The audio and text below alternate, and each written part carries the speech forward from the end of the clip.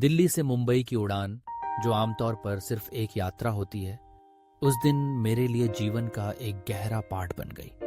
विमान ने जैसे ही आसमान को छुआ, मेरे पास वाली सीटों पर बैठे एक दंपति ने मेरा ध्यान आकर्षित किया। उम्र के हिसाब से दोनों वृद्ध थे।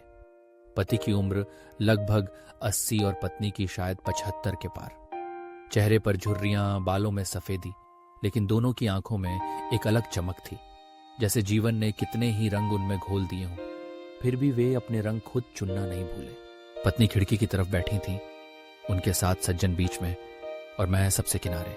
जैसे ही उड़ान स्थिर हुई, पत्नी ने अपने बैग से कुछ खाने का सामान निकाला और बड़े प्यार से पति की ओर बढ़ाया।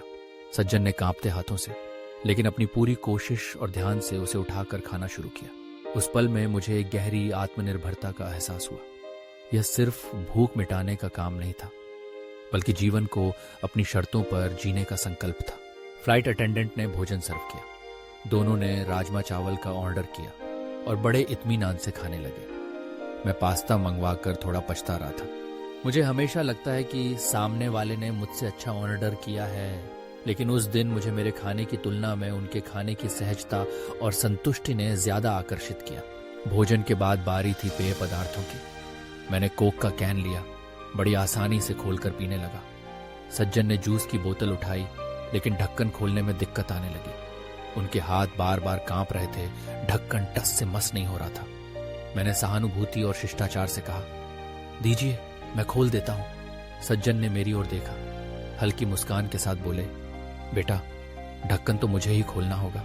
मैंने कुछ नहीं कहा, लेकिन मेरी नजरों में सवाल तैर गए। क्यों? क्या जरूरत है खुद को कष्ट देने की? सज्जन मेरी उलझन समझ गए और बोले, आज तो आप खोल देंगे, लेकिन अगली बार कौन खोलेगा, इसलिए मुझे खुद खोलना आना चाहिए। उनकी बात में गजब की गहराई थी। पत्नी भी चुपचाप देख रही थी। उनके चेहरे पर गर्व और चिंता दोनों का मिला जुला भाव था। कई कोशिशों के बाद सज्जन ने आखिरकार ढक्कन खोल ही लिया। दोनों ने मिलकर जूस पिया और मैं इस छोटे से दृश्य को मन ही मन दोहराता रहा। यह कोई मामूली लम्हा नहीं था, यह आत्मनिर्भरता की, जिजीविषा की और अपने अस्तित्व की लड़ाई थी। उड़ान के दौरान उन्होंने मुझसे जीवन के अपने नियम साझा किए। बोले, हमारे बच्चे, पोते पोतियां सब साथ रहते हैं, लेकिन मैं और मेरी पत्नी अपनी रोजमर्रा की जरूरतें खुद पूरी करते हैं। एक दूसरे की मदद तो लेते हैं, पर बच्चों की नहीं। जितना संभव हो अपना काम खुद करना चाहिए। अगर हम दूसरों पर निर्भर होना शुरू कर दें तो समझो बेटा, बिस्तर पर पड़ जाएंगे। फिर तो खाना, चलना सब दूसरों के भरोसे हो जाएगा। उनकी बातें मेरे मन में गूंजने लगीं। उन्होंने कहा, अभी हाथ पांव कांपते हैं, पर जब तक आत्मनिर्भर रह सकते हैं, रहना चाहिए। हम गोवा जा रहे हैं, 2 दिन वहीं रहेंगे। महीने में 1-2 बार ऐसे ही घूमने निकल जाते हैं। बेटे बहू कहते हैं अकेले मुश्किल होगी, पर असली मुश्किल तो तब होगी जब घूमना फिरना बंद करके खुद को घर में कैद कर लेंगे। उन्होंने बताया, पूरी जिंदगी मेहनत की, बच्चों को सब सौंप दिया, अब महीने के खर्च के लिए पैसे तय हैं।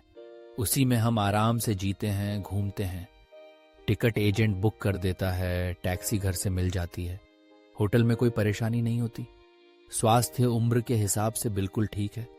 कभी कभी बस जूस की बोतल नहीं खुलती, पर थोड़ा दम लगाओ तो वो भी खुल जाती है। उनकी बातों में जीवन के कई रंग थे, संघर्ष, संकल्प, आत्मसम्मान और सबसे बढ़कर स्वतंत्रता की भावना।